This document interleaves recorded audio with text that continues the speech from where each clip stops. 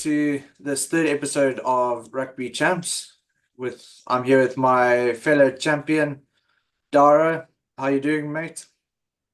I'm Grant Kirby. How are you?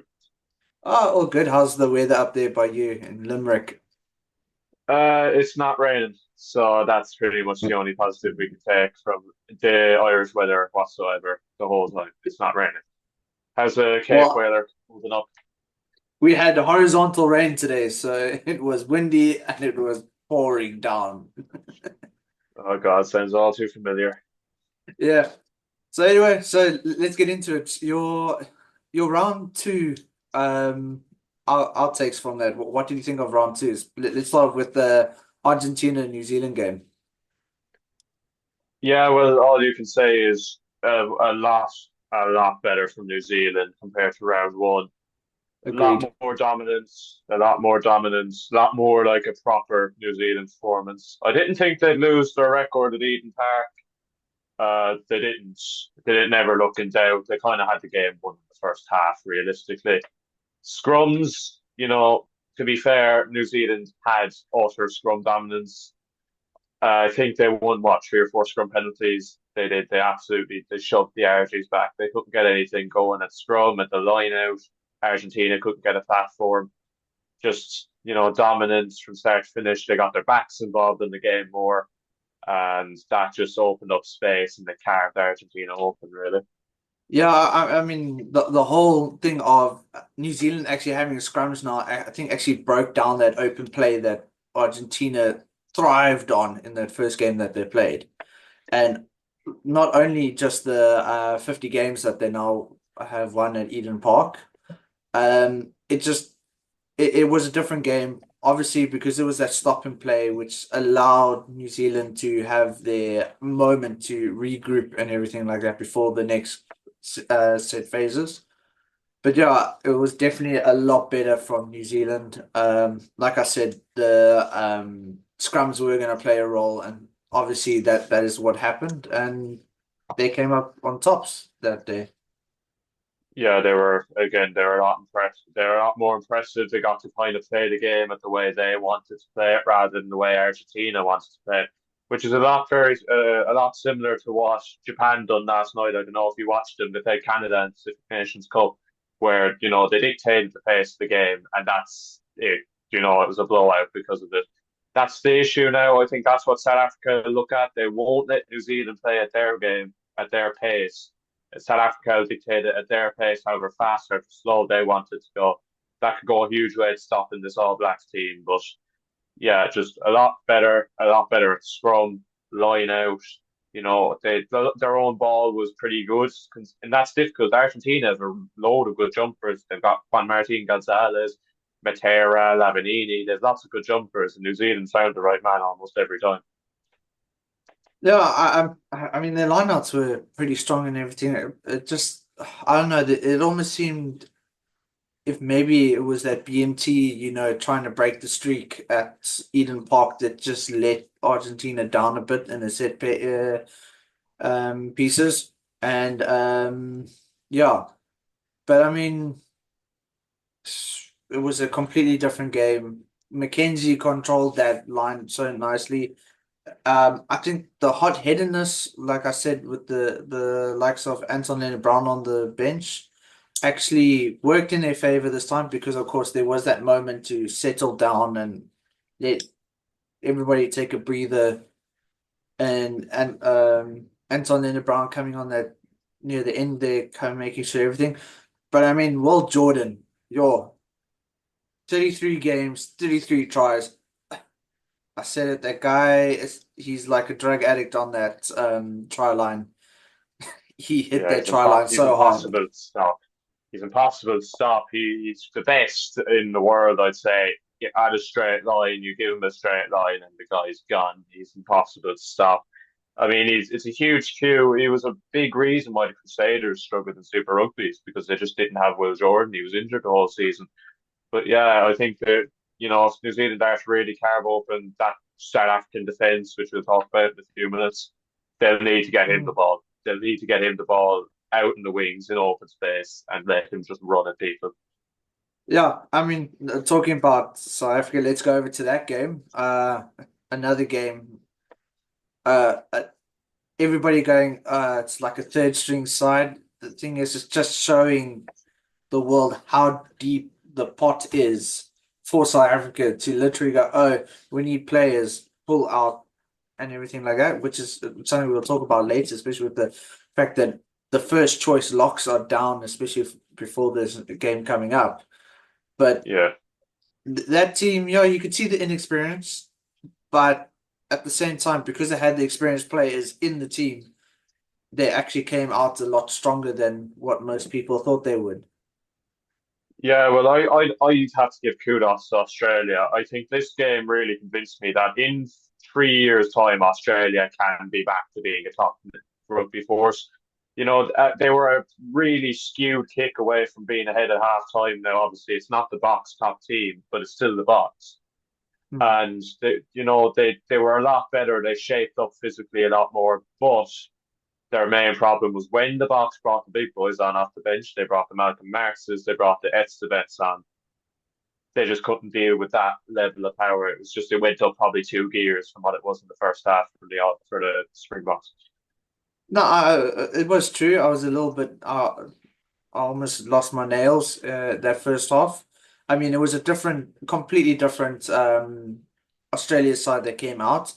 But like I said before, they actually took the opportunities to go for the three, which does apply the pressure, especially in a test match environment, because they were hitting those threes. There was putting the pressure on.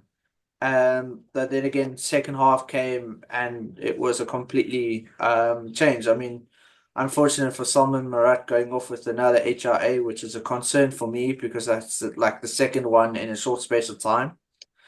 Yeah. Um, and even coming on and showing his true dominance. Yet again, like I said in our group, was it a clever move playing Nick White? You even saw the ref turn around and tell him not today, and there was even that in the second half where they got marched back 10 meters because of Nick White's comments, which ever since that incident with Faf de Klerk, it almost seems like the refs don't actually respect him anymore. And I think that's also part of the downfall for Australia is playing someone like Nick White, who not even the refs want to listen to anymore. Yeah, I think the main downfall for Australia were the halfbacks. I thought Nick White was, again, his antics. I think he was played for his experience because obviously, as we all know, it's a vastly inexperienced Aussie team. Just get a lad with a good few caps in there. But yeah, he was, just trying to run. There's a limit to riding people up and then just punishing your team. As you said, he got marched back 10 in the second half, and it's just, is it worth this? Probably not. Would you like to, should Schmidt bring back in the foreign internationals, bring back in your Will Skeltons and players like that who have that experience, who aren't just going to give away cheap penalties, give away 10 meters. I thought that, um, yeah, I thought it was a bad call. I thought Tate McDermott probably would have been a better option at nine. But yeah, you know, Yeah, I mean, like I said, Nick White right now for me playing against South Africa was definitely a bad choice. I wouldn't have played him.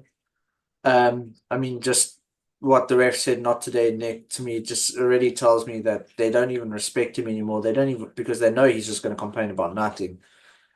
But yeah, that whole thing of bringing back the foreign internationals, as they call it, the Gitu law in Australia, I think that is something that definitely needs to be looked at again. I mean, I've heard a couple of other guys say, is this not maybe we're looking at Australia that is trying new things, getting ready for the Lions tour, which we always know is a big event that happens for the Southern Hemisphere. I mean, this is where you'll find a South African supporting an Australian because they're playing against the likes of the British and Irish Lions or even the All Blacks.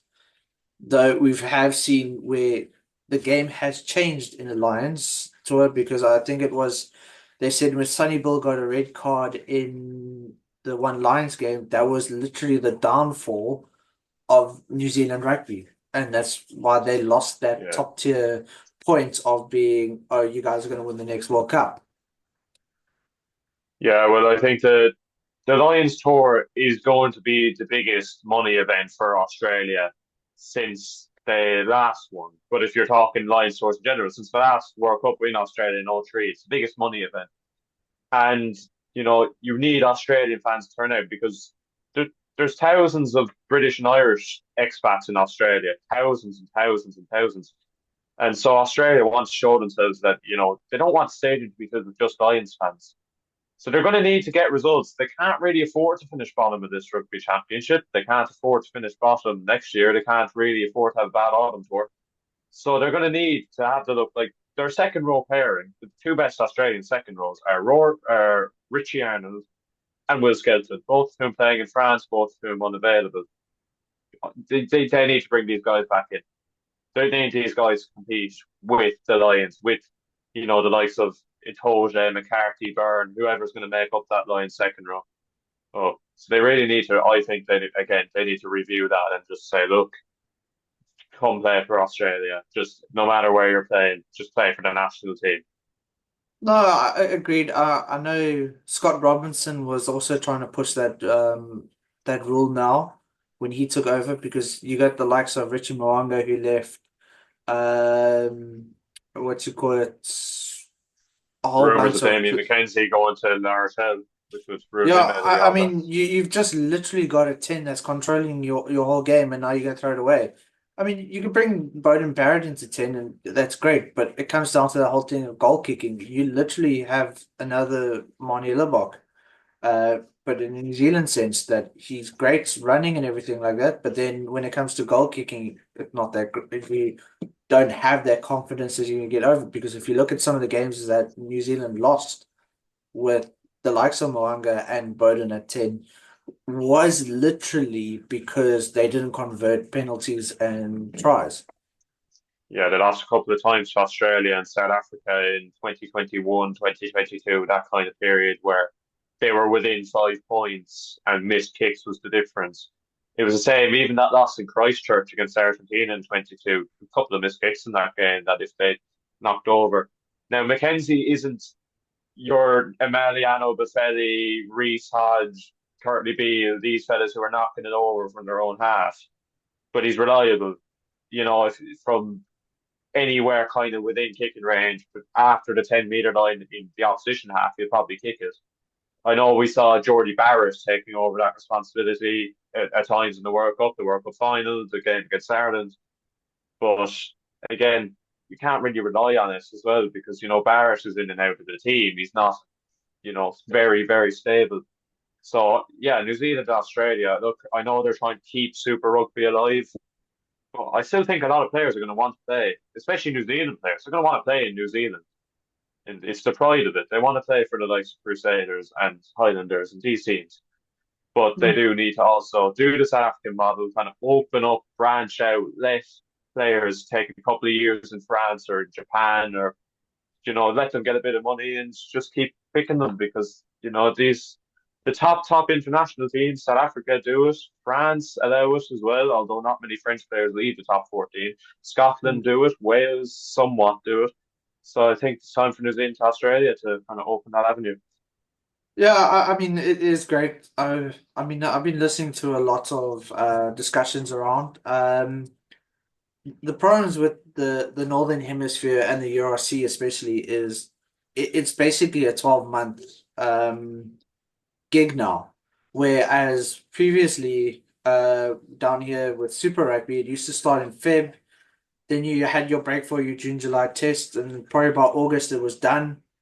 And then you literally had October and September to prep for do your minor, let's call your lowest or internal tournaments like the Currie Cup here, and then do your overseas. And it wasn't like complete bang, and then there was a nice break for a month or so before. I mean, we've literally just finished URC, we've just done the international break. Now we're doing our tournament for now, and we literally by the end of it, I think we have like a week or two break before we actually start the first game on the 21st of September. Yeah. But back on back onto the point of the Australia-South Africa game as well. I thought there's a couple of South Africans that did play themselves out of contention. You saw Grobler wasn't picked for the two tests against the All Blacks. He was the lineouts weren't great. To be honest, Australia did target the lineout pretty well. Morne van den Berg, I was very excited to see him. To be honest, I thought he was fairly disappointing. The tempo wasn't really kept that high, and once the subs came on, the substitutes came on and Reinach wasn't this. I'm pretty sure it was the player came off the bench. Yeah, it was Reinach. Once he came on, the tempo kind of increased. And, another one, Ruan Norche. Now, he will probably have to play on Saturday. We'll get into that, but because there's so many dock injuries to Africa, he was okay.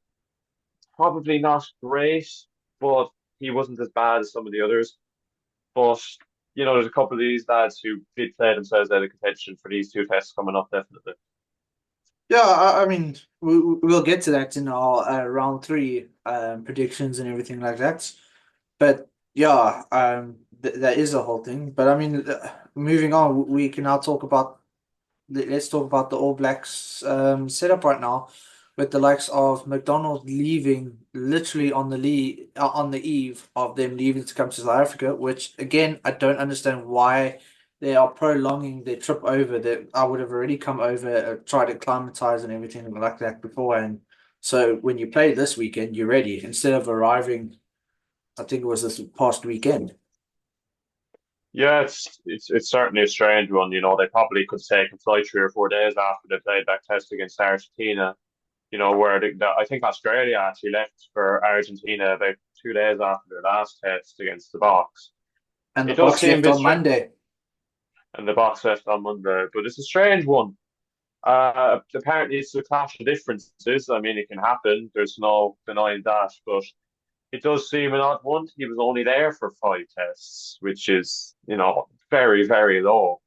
And we're going to get on to Felix Jones, who's another man who's just departed his post kind of seemingly out of nowhere.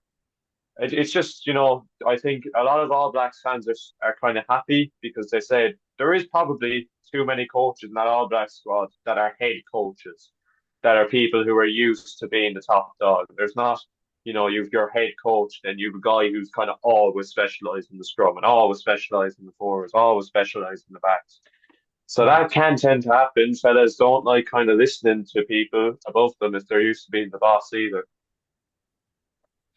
Yeah, I mean that is a very fair point. But I mean the likes of McDonald and Robertson have actually worked together in a few setups beforehand, so it wasn't a new concept to the two of them. But they seem to have split on different. I think of the comment or something deferring views or something like that, which says, but if you've already been together, what changed from then until now? But we will never really know unless there's another article or interview that's been done.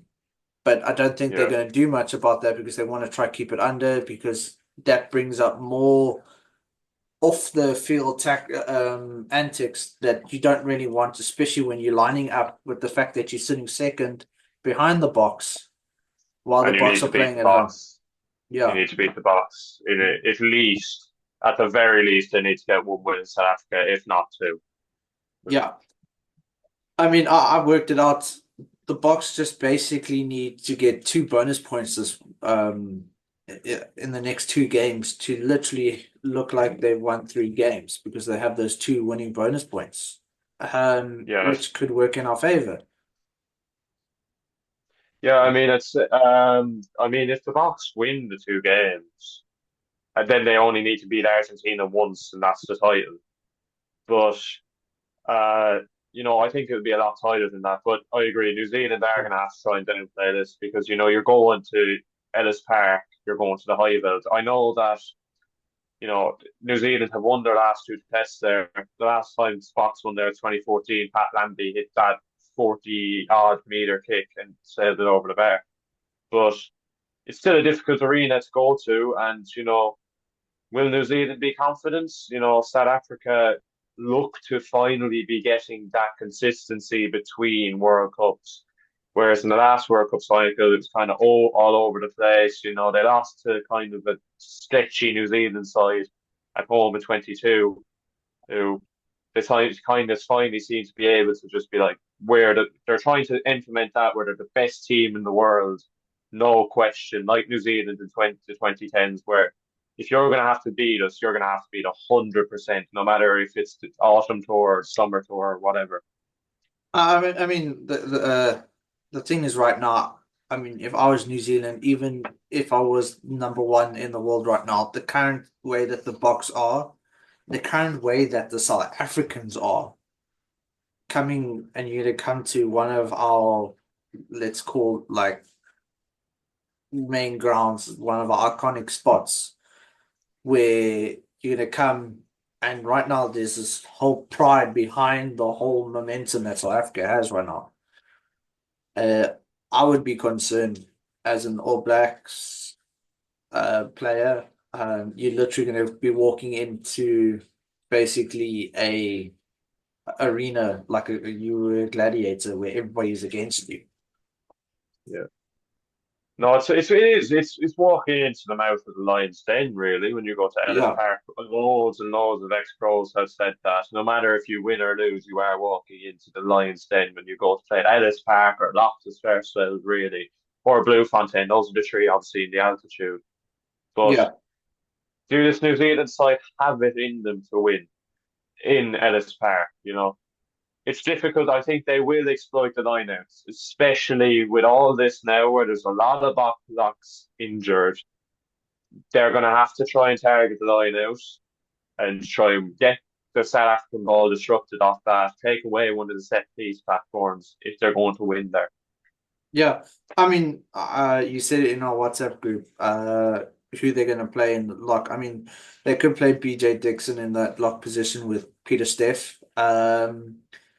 Or I mean, they could bring up someone like a Jacques Du Plessis who's played in for Montpellier and the Bulls. I always thought he was extremely uh great with carrying the ball, great mindset for the game. Now that he's a lot older, would he be selected?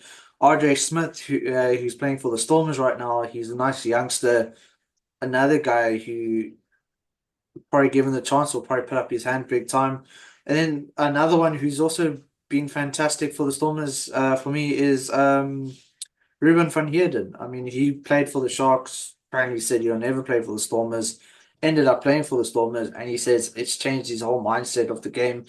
And I've watched some of the stuff when he was at the Sharks compared to now that he's at the Stormers. It's a completely different person. Yeah, well, there's also Ruben Nortje. He's still in the squad. Yeah, He's still in yeah, contention as well. I think personally, I think that they will probably go Nortje and Detroit. I think that would be the locks that they'll go for, mainly because they don't want to pick someone with zero caps either. And, Jason Dixon and Detroit could be great, but again, they're both natural flankers, really, when you're looking at that. That can be they're both massive men.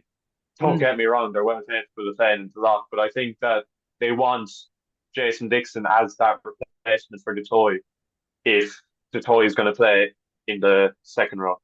So I think I they'll slot mean, him back into the back row. the thing is, as everybody likes to say, Rassi likes to play mind games, and we've seen it in the first game where he had a couple of people play out of position at set pieces. We could see something like that happen with the likes of Peter Steff and BJ swapping positions in between the lock and depending on where they are on the field. So you might just see um, Peter Steff on the flank, one scrum, the next one he's at lock while BJ Dixon's playing flank. So we Yeah, could see something like that. yeah, I wouldn't be surprised anyway. It would be if one man was going to do it, it would be Erasmus, without a doubt. But yeah, it'll be interesting. I think that the All Blacks will target that lock position, mainly lineouts, because well, you're still taking out maybe Estabet. We don't know if Estabet will be playing. You're definitely taking out Snyman. You're definitely taking out Salmon Morat, Lou Diego, Franco Moster, John Klein are all out. So you Yeah. are definitely going to be playing against a kind of different South African lock system. Even if Estabet's fit, it's going to be probably him and Dutoy. So that which is formidable, but the toy is still usually a flanker, so they'll probably try and target that as I mean, well, regardless. just thinking about it now, the other option is to call back Marvin Ori from France, because Ori and Etzebeth actually used to play at school together, so that might also be an awesome option to play at flank. But I don't know what Ori's current status is regarding injury or anything like that.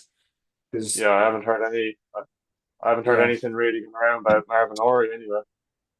yeah, but I mean, I still remember watching Ori play for the Lions and the Bulls, and I thought he was just a fill-in player. But then, of course, when he came back home to Cape Town, all of a sudden, completely different player. And it was the same thing with the likes of your Peter Steff as well. Played at the Sharks, started off there, came back home, game went to a completely another level. It we don't know. Uh, Yeah, but I mean, well, since we're talking about that kind of stuff and predicting the team, let's talk about our predictions for the round three. Let's first start off with the Springboks versus New Zealand, because that's the first game at 5 o'clock here in South Africa. I mean, it's still extremely hard to call. You have that New Zealand side, which are more than capable. They showed it against Argentina. But I think that this is too much. The mixture of altitude and the fact that they're just playing the world champions who are out to make a statement. They want to win this. Erasmus has said it. A couple of the major Springboks said that they want the Freedom Cup, which they haven't got in, I couldn't tell you the exact year, but about 15 years, if I'm not mistaken. Or it's 2009. It's 2009 since Freedom Cup in South Yeah. Africa. They want that trophy. So I think that the box will overall just be a small bit too strong. Let's say it's South Africa by 6. Yeah, I'm going to also say it's going to be a very close game. I'm going to literally say about five.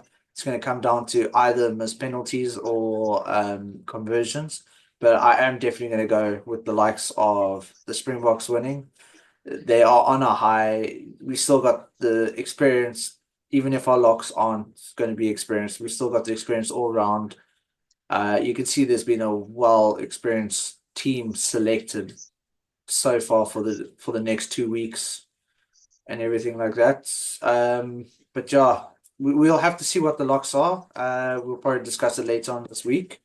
Yeah. When we see what the teams are going to be, because I know Russia will probably release either the team this week or I mean not this week, tomorrow or Thursday.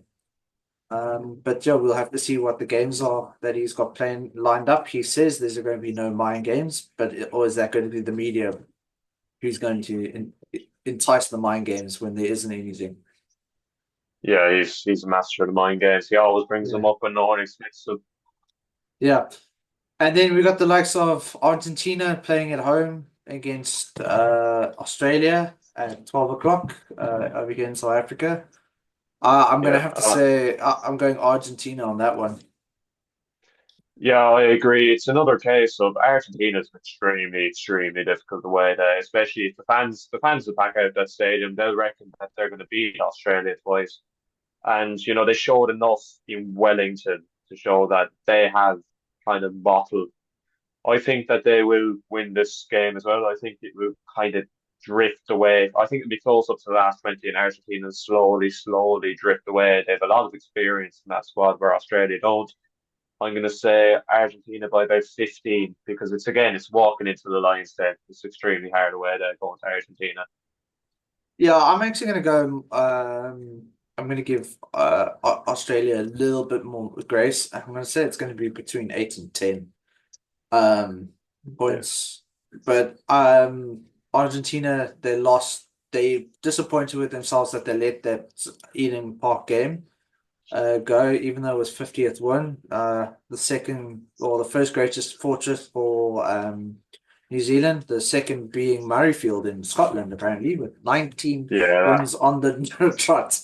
Uh, No, it's not. It's but 17 wins and 2 draws. It's 19 unbeaten.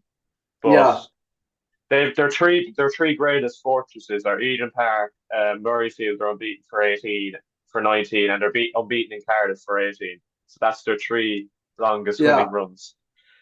At least we disrupt them here in South Africa, so that's fine. But yeah, I'm gonna have to go with Argentina definitely winning it. They are gonna come with a lot more passion, as we say here, a lot more gears into the game, and I would actually, I think there might be a bit of handbags thrown in between with the amount Oh, I have no doubt. of passion that's going to be brought into that game. Oh, I have no doubt, especially if Nick White starts again. I wouldn't be surprised to see Nicholas. I wouldn't be surprised to see Kramer or Matera just take out his rib cage in the first Yeah, 15 to 20 seconds. I mean, if I was Smith as well, I wouldn't play White because the crowd's going to jeer him the whole way through the game because, like I said, no one respects him anymore. Um, they're definitely going to show the disrespect. It's going to be hard for him to talk or even try and make any calls anytime he touches the ball. Yeah, I mean, Argentina is extremely loud when they get behind the team.